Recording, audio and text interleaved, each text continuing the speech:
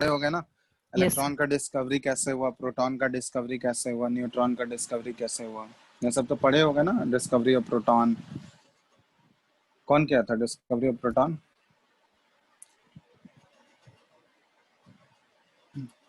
Who discovered proton, बताओ। Hello, हाँ sir बता रहे, 1 मिनट सोच रहे हो या सर्च कर रहे हो? नहीं तो सर जेम्स सर्च नहीं कर चैडविक। रहा हूँ। जेम्स नहीं कैडविक वो प्रोटॉन। न्यूट्रॉन किया था। प्रोटॉन सर गोल्डस्टीन करके कुछ नाम था, याद नहीं आ रहा पूरा। गोल्डस्टीन। और इलेक्ट्रॉन कौन डिस्कवर किया था? इलेक्ट्रॉन तो जे थॉमसन शायद किया था। J Thomson. और न्यूट्रॉन कौन किया था? न्यूट्रॉन चलो न्यूट्रॉन हम यहाँ जे लिख देंगे। चैडविक करके नाम था। इलेक्ट्रॉन का डिस्कवरी कौन किया था? J Thomson. प्रोटॉन कौन डिस्कवर किया था? गोल्डस्टीन। और न्यूट्रॉन कौन किया था? जे चैडविक। James Chadwick. ठीक है, तो ये तीन है। तो इससे पहले जो था, इससे पहले एक डाल्टन्स एटॉमिक थ्योरी था जो तुम लोग पढ़े होंगे, वो सब डिटेल में नहीं जा रहे हैं। डाल्टन्स एटॉमिक थ्योरी, तो एटम बोला तो वो क्या था उसमें कि एटम ही सबसे स्मॉलेस्ट पार्टिकल होगा, उसको फर्दर डिवाइड नहीं किया जा सकता है। लेकिन फर्दर डिवाइड करके बहुत सारे, उसका एटॉमिक थ्योरी क्यों फेल हो गया? क्योंकि जब एटम को फर्दर डिवाइड किया गया किसके किसके बीच में, इलेक्ट्रॉन, प्रोटॉन और न्यूट्रॉन, सब एटॉमिक पार्टिकल इन लोगों को बोलते हैं हम लोग। एटम के अंदर भी बहुत छोटे छोटे पार्टिकल हैं, इसको सब एटॉमिक पार्टिकल बोला जाता है। अब इन सभी सब एटॉमिक पार्टिकल्स के कुछ प्रॉपर्टीज होते हैं, कुछ कैरेक्टरिस्टिक्स होते हैं। मास क्या होता है, चार्ज क्या होता है, बताओ तो। इलेक्ट्रॉन तुम लोग पहले से पढ़े होंगे, पॉजिटिवली चार्ज होता है या नेगेटिवली, क्या होता है? नेगेटिवली चार्ज होता है। नेगेटिव चार्ज होता है। तो इसके लिए इन सभी को फंडामेंटल पार्टिकल बोला जाता है। तो इसके लिए एक टेबल हम ड्रॉ कर रहे हैं यहाँ पे, ठीक है। यहाँ पे नेम लिखेंगे, नेम ऑफ सब एटॉमिक पार्टिकल, यहाँ पे सिंबल लिखेंगे। उसके बाद यहाँ पे लिखेंगे एब्सोल्यूट चार्ज, मतलब इनके ऊपर कितना चार्ज है अवेलेबल, एब्सोल्यूट चार्ज लिखेंगे। फिर इसके बाद यहाँ पे लिखेंगे मास, तो मास 1 kg में लिख रहा है, और दूसरा मास लिख रहा है इन AMU लिख रहा है, ठीक है। चलो, तो सबसे पहले हम लोग बात कर रहे हैं इलेक्ट्रॉन के बारे में। तो इलेक्ट्रॉन का सिंबल स्मॉल ई से रिप्रेजेंट करते हैं इसको। इलेक्ट्रॉन के ऊपर चार्ज कितना होता है पता है? -1.6 इंटू 10 हाँ, to the power -19 coulomb. Charge का ऐसा यूनिट कूलम होता है, तो 1.6 इंटू 10⁻⁻19 कूलम। अब यहाँ पे ये मैग्नीट्यूड ये है, हमको पता है कि इलेक्ट्रॉन नेगेटिवली चार्ज है, इसलिए आगे क्या लगा देंगे, माइनस साइन। मास कितना होता है केजी में इलेक्ट्रॉन का, ये याद 9.1 रखना है। Into 10 to the power nine point -31 nine point KG. One into 10⁻31 kg। अब इसको एमयू में कैसे बदलोगे? तो ये रिलेशन एक पढ़े होगे ना तुम लोग मोल कॉन्सेप्ट में, ये बताया भी है। 1 AMU इक्वल टू 1.67 इंटू 10⁻24 ग्राम था, ये था ना। Yes sir. इसी को केजी में बदलोगे तो 1.67 इंटू 10⁻27 केजी। kg आ जाएगा। तो यही इतना केजी को अगर एमयू में बदलोगे तो ये कितना एमयू आता है, ये देखो 0.00054, ये इतना एमयू म्यू से रिप्रेजेंट कर रहे हैं, तो इतना एमयू आ रहा है। नेक्स्ट आ रहा है प्रोटॉन। प्रोटॉन को स्मॉल p से डिनोट कर रहा है। प्रोटॉन पे भी चार्ज जो होगा ना, चार्ज मैग्नीट्यूड इतना ही होगा 1.6 प्लस इंटू, में होगा।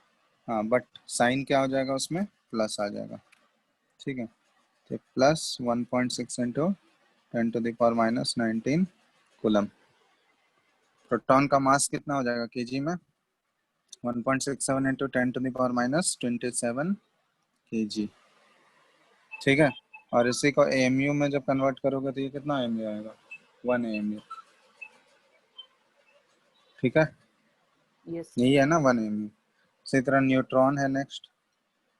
तो न्यूट्रॉन का मास जो आएगा, ये सिंबल हो गया स्मॉल n। न्यूट्रॉन पे कोई चार्ज होता है क्या? नहीं न्यूट्रल। न्यूट्रल होता है, तो चार्ज हो गया 0। मास इसका प्रोटॉन के बराबर है 1.67 इंटू 10⁻⁻27 kg, और ये भी 1 mu के बराबर है, ठीक है, अप्रोक्सीमेटली 1 mu।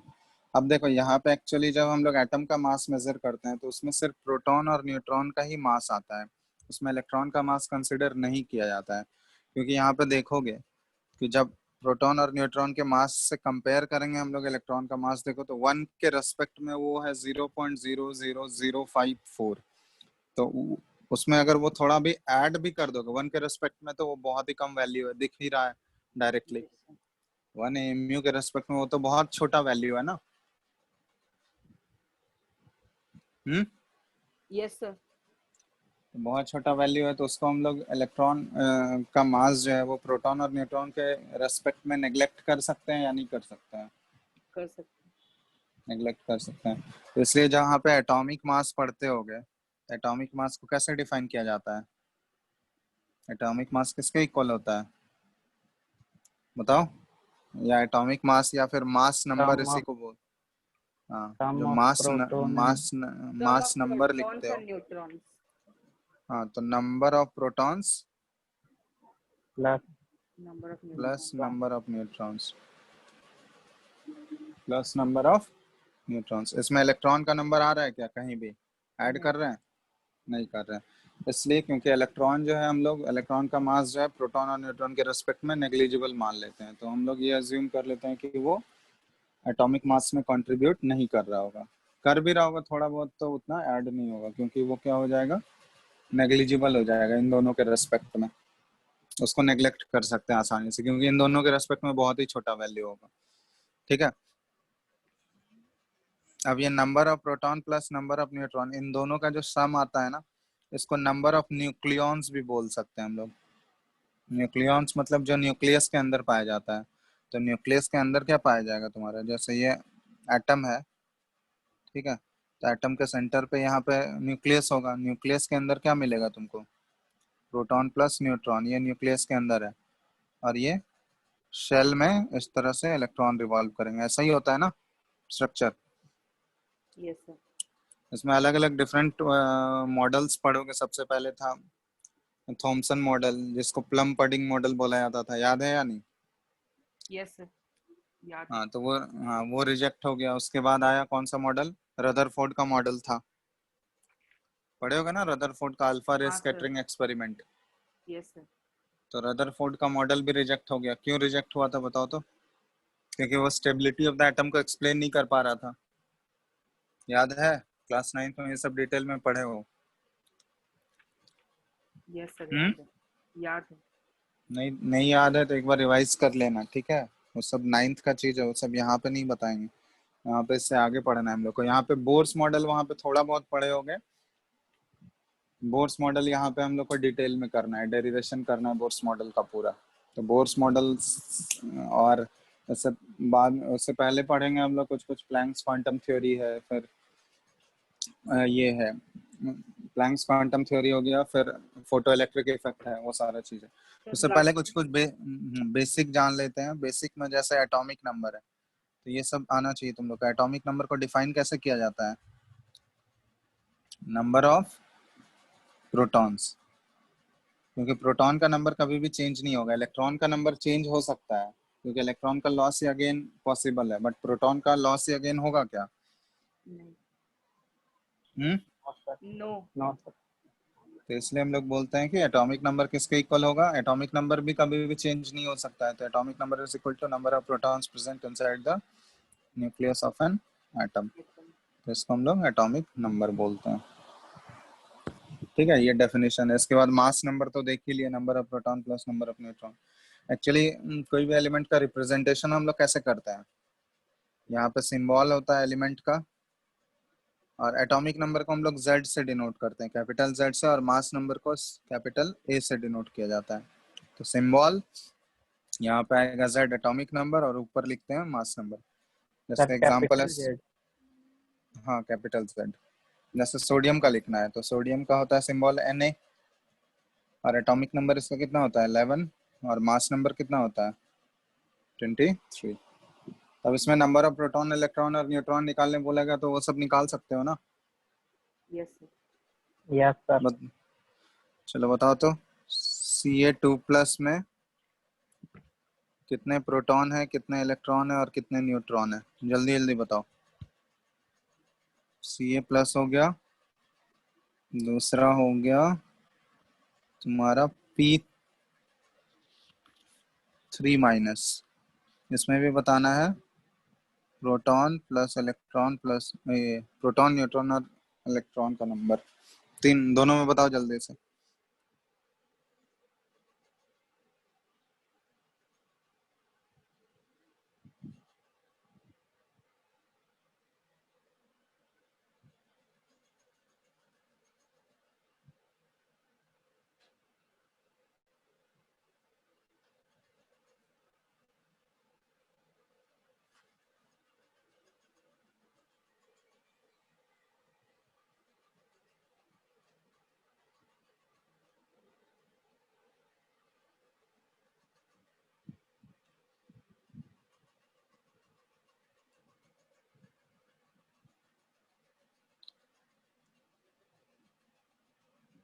हो गया?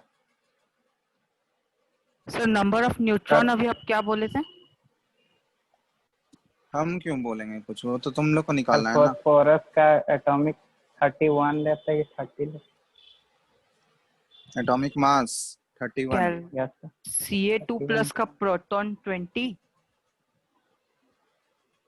प्रोटॉन 20, इलेक्ट्रॉन 20 माइनस 2 18, न्यूट्रॉन 18 और न्यूट्रॉन कितना होगा? Number of proton equal to number of neutron 20। ये कौन बता दिया कि नहीं नंबर ऑफ प्रोटॉन और नंबर ऑफ न्यूट्रॉन बराबर होगा? होगा। नंबर ऑफ न्यूट्रॉन नो कहाँ सर, से निकालोगे? मास सर नंबर इसमें तो माइनस नंबर ऑफ प्रोटॉन करोगे ना। ये तो इन दोनों का सम किसके बराबर है? मास नंबर के बराबर है। कैल्शियम का मास नंबर कितना होता है?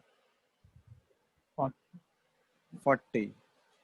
तो 40 हो गया mass number. Number of proton कितना है कैल्शियम में? 20 20। 20 बचा। तो और नंबर ऑफ न्यूट्रॉन्स n निकालना है हमको, तो n क्या हो गया? 40 माइनस 20। तो यहाँ इस केस में बराबर है, जरूरी थोड़ी है ना हर केस में सेम रहेगा। सर, कौन बताया ये ना? फॉस्फोरस में नहीं आएगा, सर इसी केस हाँ, के लिए बोल रहे फॉस्फोरस थे। में नहीं आएगा चलो फास्फोरस का बताओ। सर। प्रोटॉन, प्रोटॉन 15, हाँ प्रोटॉन 15, इलेक्ट्रॉन 18, 18 और 16 न्यूट्रॉन, न्यूट्रॉन 16। न्यूट्रॉन कितना हो गया? 31 होता है इसका 16 मास नंबर, माइनस 15 करोगे, ये आ गया देखो 16। सर मास ठीक है, नंबर सब याद करना पड़ेगा ना। हाँ ये तो याद करना है। अभी तक याद नहीं किए हो क्या? ये तो 9 10 में ही किया जाता है 20 तक। यहाँ तो तुमको 30 तक याद रखना होगा। कर लेंगे सर आज।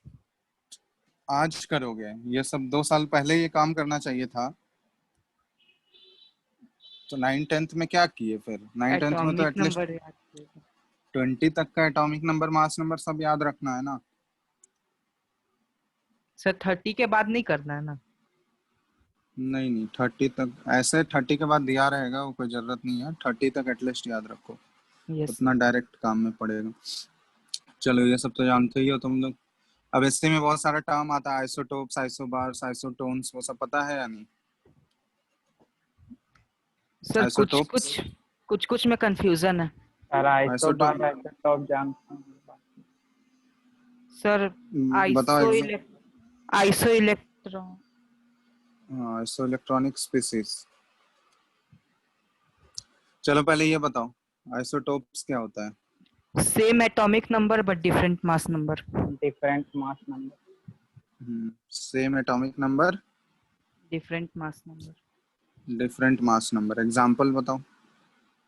एग्जाम्पल सर हाइड्रोजन का तीनों, हाइड्रोजन ड्यूटेरियम ले सकते हैं और ट्राइटियम ले सकते हाइड्रोजन 1 1 1 2 और 1 3।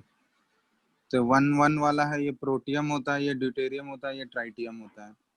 क्लोरीन ठीक सर, है, क्लोरीन भी होता है 1735, 70 35 70 1737। कार्बन इनका होता है। हम मास देखो, क्लोरीन का जब मास लेते हो तो 35.5 लेते हैं। वो कैसे आता है? हम लोग एवरेज निकालते हैं। जैसे क्लोरीन के केस में यहाँ बता रहे हैं, क्लोरीन का जैसे ये 35 वाला आइसोटोप जो है ये नेचर में 75% पाया जाता है, 75%। और 37 वाला जो आइसोटोप है ये नेचर में 25% पाया जाता है। तो अगर तुमसे क्लोरीन पूछा गया, सिर्फ क्लोरीन लिखा हुआ है, तो हमको थोड़ी ना पता है कि इन दोनों में से किसका मास लिखोगे, 35 लिखोगे या 37 लिखोगे। तो यहाँ पे हम लोग एवरेज निकालते हैं, एवरेज एटॉमिक मास। ये पढ़े हो ना, ये सब भी बताया गया होता है 9th में। सर तो फिर हाइड्रोजन का क्यों नहीं? हाँ, हाइड्रोजन का भी होता है, सबका अलग अलग परसेंटेज है ना। हाइड्रोजन के केस में मोस्टली देखा गया है कि ये वाला 99.99% यही वाला पाया जाता है, तो इसलिए 1 के क्लोज होता है पूरा वैल्यू। हाइड्रोजन का 1 लेते हैं ना। Yes sir. हाँ, तो 1 इसलिए लेते हैं क्योंकि इसका 1 वाला जो आइसोटोप है, इसका परसेंटेज जो है नेचर में वो 99% से ज्यादा होता है।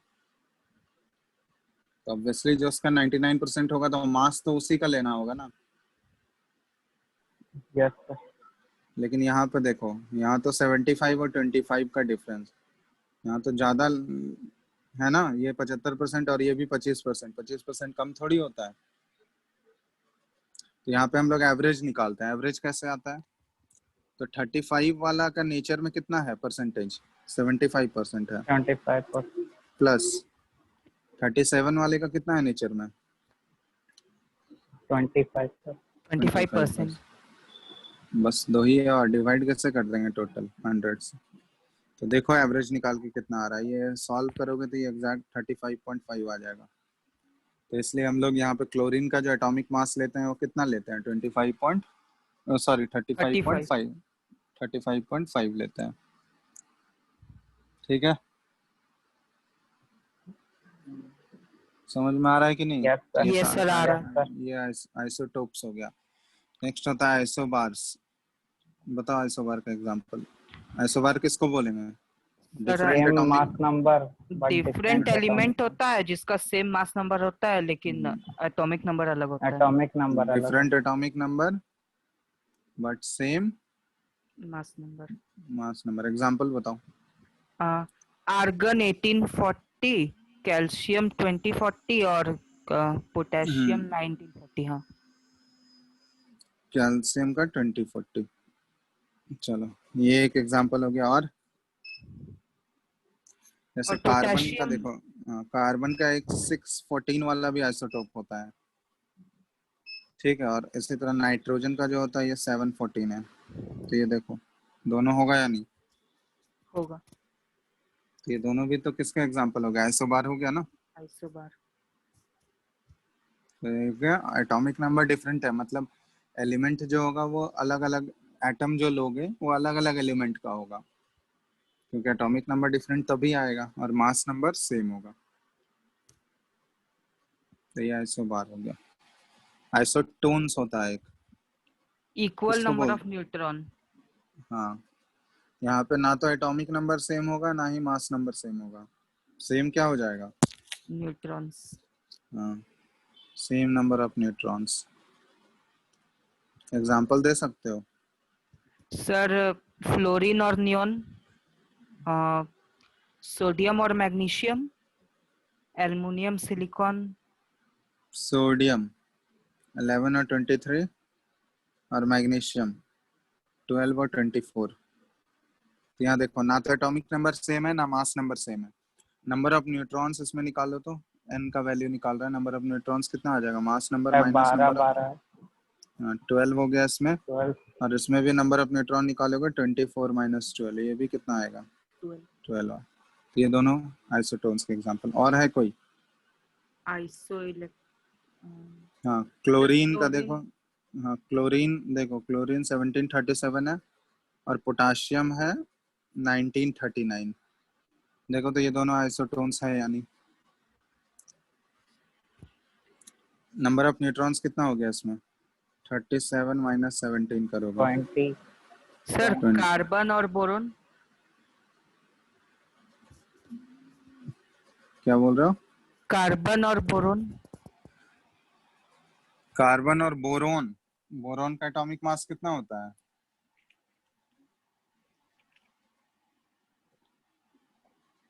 सर 11 11 और एटॉमिक नंबर 5 है। 5 है। हाँ तो ले सकते हो, ठीक है। तो बहुत सारे एग्जांपल हो सकते हैं, जरूरी नहीं है कि इतना लिमिटेड, तो ये तो जस्ट बता रहा है, ठीक है। एग्जांपल बहुत सारे ले सकते हो इसमें। Number of yes sir. Neutron से सेम होना चाहिए। चलो ये 3 हो गया। उसके बाद क्या आता है इसमें? आइसो इलेक्ट्रॉनिक स्पीसीज, ये सुने होंगे कहीं।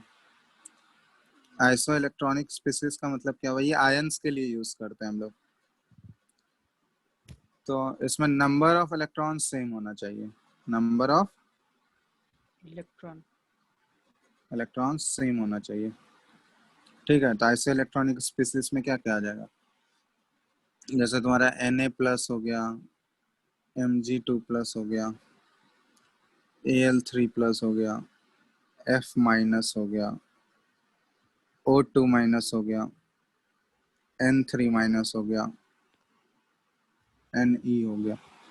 ये सारे हैं कि नहीं ऐसे इलेक्ट्रॉनिक स्पीसीज? बताओ तो यस सर।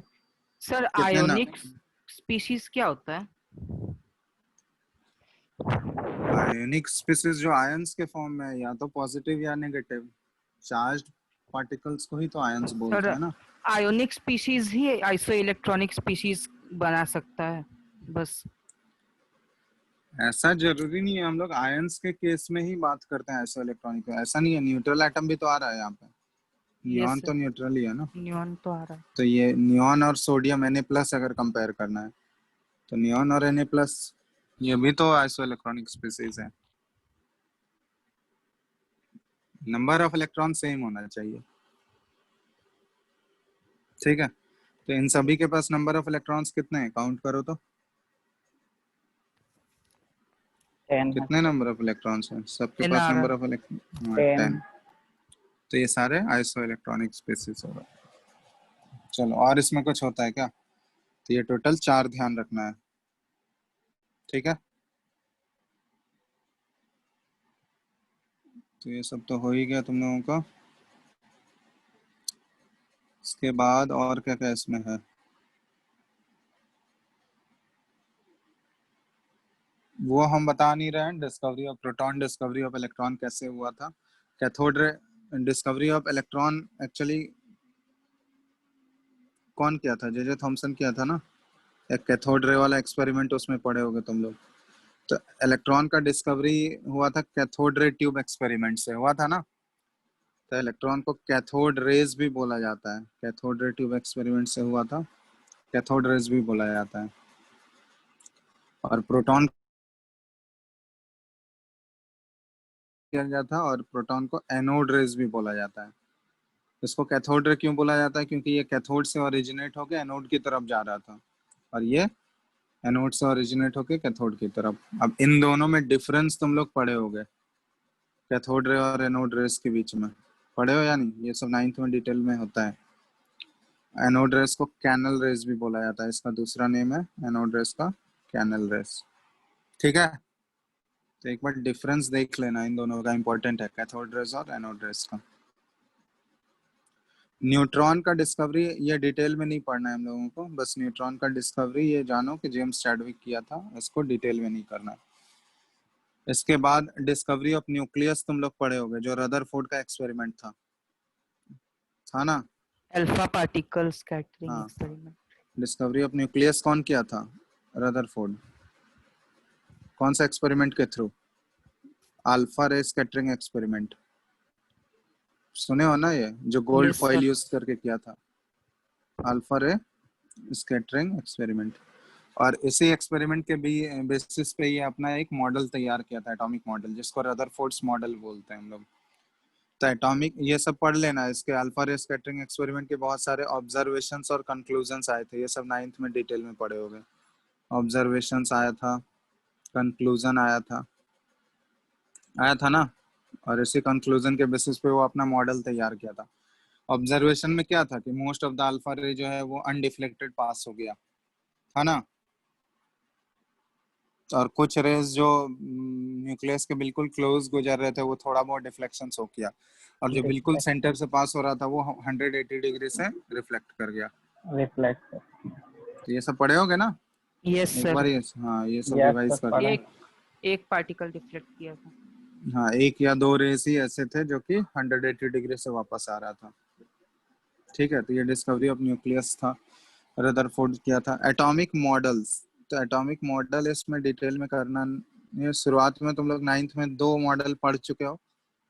पहला एटॉमिक मॉडल में थॉमसन मॉडल पढ़े होगे तुम लोग, थॉमसन मॉडल। इसमें क्या था, ये बोला था कि कोई भी एटम जो होता है वो केक की तरह होता है, प्लम पडिंग। और केक में जैसे ड्राई फ्रूट्स होते हैं ना एम्बेडेड, उसी तरह इलेक्ट्रॉन्स एम्बेडेड होंगे। जैसे वाटरमेलन होता है, तो वाटरमेलन के अंदर वाटर, बोला था कि एटम उसी तरह वाटरमेलन की तरह पूरा पॉजिटिवली चार्ज जो होगा यूनिफॉर्मली डिस्ट्रीब्यूटेड होगा, और इलेक्ट्रॉन्स जो होंगे जो नेगेटिव चार्ज है वो उसमें वाटरमेलन के सीड्स की तरह एम्बेडेड होंगे। यही था ना थॉमसन मॉडल में। हम्म। यस सर, ये वाला यही था। नहीं पढ़े हैं सर, याद नहीं है सर। थॉमसन मॉडल नहीं पढ़े हो? प्लम पडिंग मॉडल या फिर वाटरमेलन से जो कंपेयर किया जाता था। 9th में तो सब था। सब नाइन्थ में है ये सारा चीज। भूल गए होंगे सर। हाँ, तो रिवाइज कर लेना एक बार, ये सब बताने का चीज नहीं है फिर से। ठीक है, ये सब इधर काम का भी नहीं है, बस इंट्रोडक्शन है। दूसरा, इसके बाद रदरफोर्ड मॉडल जब सॉरी थॉमसन मॉडल जब रिजेक्ट हुआ तो आया रदरफोर्ड्स मॉडल। तो रदरफोर्ड मॉडल क्या बताया कि ये सोलर सिस्टम वाला एनालॉगी से कंपेयर किया इसको, एटम को। ये बोला कि एटम जो है उसके बीच में क्या रहेगा, जैसे कोई भी एटम है, ठीक है, अब बीच स्पेरिकल में एटम, जो अट्रैक्ट करेगा। तो सेंटर में रहेगा पॉजिटिवली चार्ज स्फीयर जिसको कि न्यूक्लियस बोला जाता है, और इसके चारों बगल सर्कुलर ऑर्बिट होंगे। और इस सर्कुलर ऑर्बिट में क्या होगा, सेल, सर्कुलर ऑर्बिट या फिर शेल भी बोलेंगे इसको, जिसमें कि इलेक्ट्रॉन्स रिवॉल्व करेगा। ऐसा ही था ना। और बीच में जो था ये न्यूक्लियस था, और सर न्यूक्लियस के इसमें अंदर प्रोटॉन प्लस न्यूट्रॉन।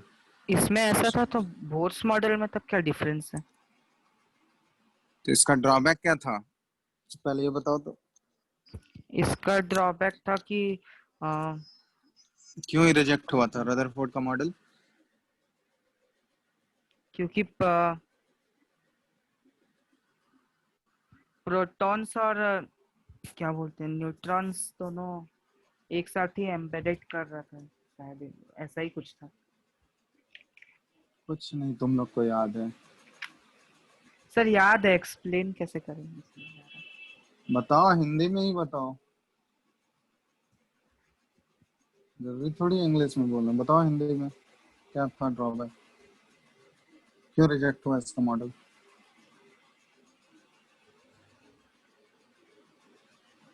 और कोई बताओ दूसरा, किसी को नहीं आता है? सर याद है हमको, वो हम्म।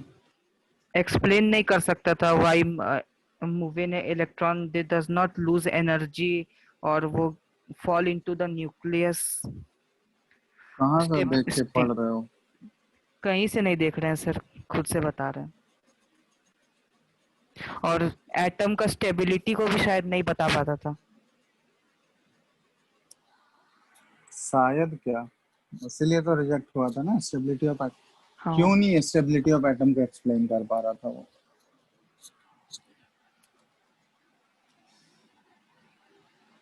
क्योंकि सर वो मूव करते करते अपना एनर्जी लूज कर रहा था और लास्ट में न्यूक्लियस पे फॉल कर गया था।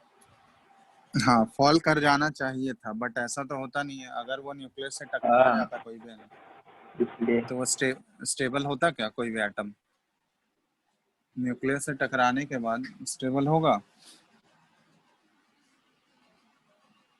हम्म। चलो यहाँ देखो, जैसे मान लो ये इलेक्ट्रॉन तो चार्ज पार्टिकल है ना? है या नहीं चार्ज पार्टिकल?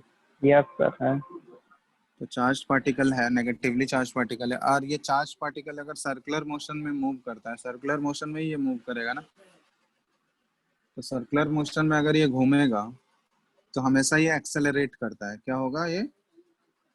एक्सेलरेट करेगा। और ये बोला था कि कोई भी एक मैक्सवेल का थ्योरी था, मैक्सवेल एक साइंटिस्ट था, उसका इलेक्ट्रोमैग्नेटिक थ्योरी था। तो बोला था कि कोई भी चार्ज पार्टिकल अगर एक्सेलरेट करेगा ना, तो वो हमेशा एनर्जी क्या करेगा, रेडिएट करेगा, एनर्जी रेडिएट करेगा। रेडिएट मतलब समझते हो तुम लोग? रिलीज करना या ऑब्जर्व करना। एमिट करना, ठीक है, उससे बाहर निकलेगा, एमिट्स एनर्जी, रेडिएट्स एनर्जी या फिर एमिट्स एनर्जी। और कोई भी चार्ज पार्टिकल अगर घूम रहा होगा सर्कुलर मोशन में, एक्सेलरेशन होगा उसका और वो एनर्जी एमिट करेगा। तो जैसे इलेक्ट्रॉन है, चार्ज पार्टिकल है, तो वो अगर घूमेगा सर्कुलर पाथ पे तो एनर्जी धीरे धीरे उससे निकलते जाएगा। और एनर्जी अगर धीरे धीरे निकलते जाएगा तो उसका मतलब क्या हुआ, उसका एनर्जी कम हो रहा है। और एनर्जी जैसे जैसे उसका कम होते जाएगा वो क्या होगा, न्यूक्लियस की ओर क्लोज आते जाएगा। और न्यूक्लियस के क्लोज आते आते एक टाइम ऐसा आएगा कि वो न्यूक्लियस से ही जाके कोलाइड कर जाएगा। ऐसा स्पाइरल पाथ फॉलो कर लेना चाहिए उसको, क्योंकि एनर्जी जैसे जैसे उसका कम होते जाएगा वो न्यूक्लियस की ओर करीब आते जाएगा, और एक टाइम ऐसा आएगा कि वो न्यूक्लियस से क्या हो जाता, कोलाइड कर जाता। तो ऐसा न्यूक्लियस से कोलिजन होता है क्या? अगर मान लो ऐसा होता, कोई भी इलेक्ट्रॉन न्यूक्लियस से कोलाइड कर जाता, तो कोई भी एटम स्टेबल हो पाता? नहीं सर। नहीं। तो इस चीज को, ये एक्चुअली तो होता नहीं है, does not take place, does not take place. लेकिन रदरफोर्ड जो एटॉमिक मॉडल बताया था उसके अकॉर्डिंग ऐसा होना चाहिए था पॉसिबिलिटी, बट ऐसा नहीं हो रहा था। क्यों नहीं हो रहा था, इस चीज को वो एक्सप्लेन नहीं कर पाया। He could not explain the stability of the atom. ठीक है, ऐसा नहीं हो रहा है तभी तो एटम स्टेबल है ना। समझ में आ रहा है? ऐसा नहीं हो रहा है तभी स्टेबल है। तो इस यस सर। चीज को वो ऐसा क्यों नहीं हो पा रहा है, क्योंकि उसके थ्योरी के अकॉर्डिंग ऐसा होना चाहिए था, इलेक्ट्रॉन कोलाइड कर जाना चाहिए था न्यूक्लियस से, बट नहीं हो पा रहा था वैसा।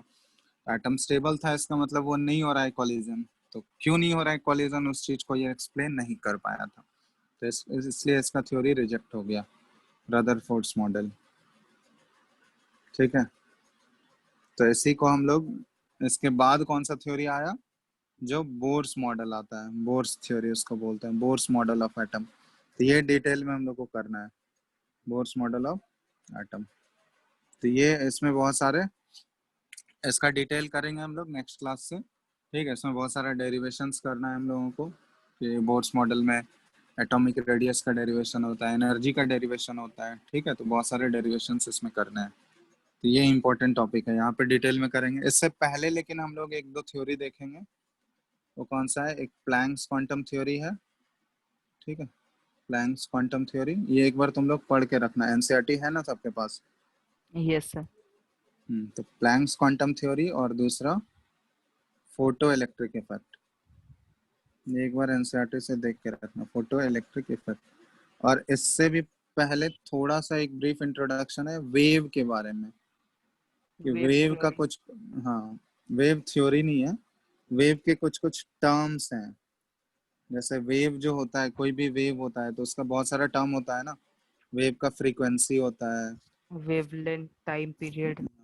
वेवलेंथ होता है, एम्पलीट्यूड होता है। ये सब टर्म पढ़े हो तुम लोग पहले? 9th में पढ़े थे सर। हाँ, टाइम पीरियड होता है।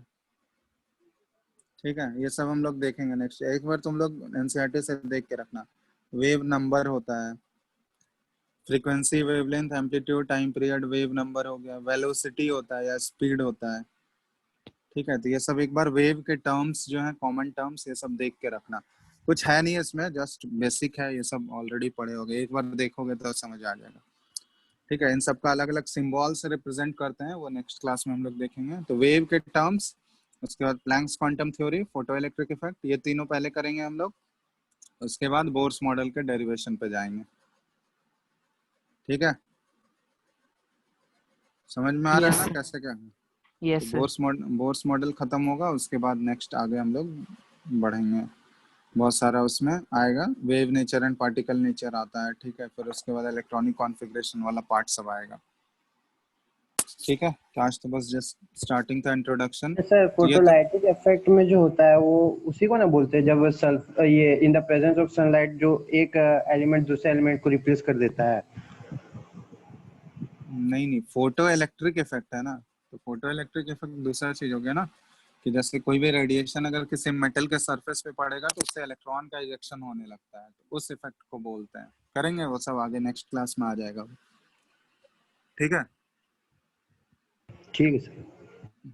चलो, तो एक बार तुम लोग को बस ये सब एक बार रिवाइज करके रखना है। थॉमसन मॉडल, रदरफोर्ड मॉडल, क्या क्या ड्रॉबैक था सबका। ठीक है, बोर्स मॉडल तो करेंगे ही डिटेल में, ये छोड़ देना। तो ये दोनों करके रखना। फिर उसके बाद इधर क्या है, iso electronic species, cathode ray, anode रे, इन दोनों का डिफरेंस देख के रखना। ठीक है, उसके बाद वेव के जो जो कॉमन टर्म्स हैं ये सब करके रखना। हो जाएगा ना इतना, बस आंसर। ठीक है, कुछ यस ज्यादा सर, है हो नहीं। जाएगा। हाँ, सर बस एक एक बार। आइसो डाइवर्स भी तो होता है ना सर? क्या होता है? Sir iso diverse, ISO DIAPHERS। होता तो बहुत चीज है, लेकिन अपने सिलेबस में बस इतना ही है। ठीक अच्छा है, ठीक। वैसे तो बहुत सारा चीज है। आईएसओ में जरूरी थोड़ी है सिर्फ इतना ही टर्म्स होता है, आगे जाओगे तो बहुत सारे टर्म्स मिलेंगे तुमको। तो बस अपने सिलेबस में अपने काम का यही 3-4 चीज है, इसी से क्वेश्चन पूछा जाएगा। ठीक है, तो सब इससे आगे कुछ नहीं रखना है। आइसो डोज होता है, बहुत सारा चीज होता है इसमें। आइसोमर। आइसोमर तो वो तो ऑर्गेनिक में पड़े हुए हैं। ठीक है, तो बस अपने काम का यही 3-4 चीज है। चलो फिर एंड कर रहे हैं, बाकी आगे नेक्स्ट क्लास में कंटिन्यू करेंगे। ठीक है, यस सर। करके रखना लेकिन अपना।